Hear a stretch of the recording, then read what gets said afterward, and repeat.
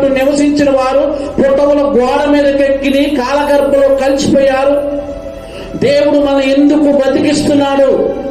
దేవుడు మనల్ని ఎందుకు కాపాడుతున్నాడు? దేవుడు ఎందుకు మనల్ని తన యొక్క రక్షణలోకి మనల్ని నడిపిస్తున్నాడంటే ప్రియులరా, ఇక్కడ దావీదు గారు చెబుతున్న మాట ఇదే. చదువుతున్న మాట ఎంత బాగుందో. నువ్వు నన్ను బతికించు, నేను నిన్ను స్తుతిస్తా. ఎన్నిసార్లు మనల్ని దేవుడు ప్రమాదాల నుంచి తప్పించట్లేదు, ఎన్నిసార్లు దేవుడు కష్టంలో నుంచి మనల్ని తప్పించట్లేదు, ఎన్నిసార్లు రోగంలో నుంచి మనల్ని తప్పించట్లేదు, ఎన్నిసార్లు శ్రమల నుంచి తప్పించట్లేదు, ఎన్నిసార్లు యాక్సిడెంట్లో నుంచి తప్పించట్లేదు.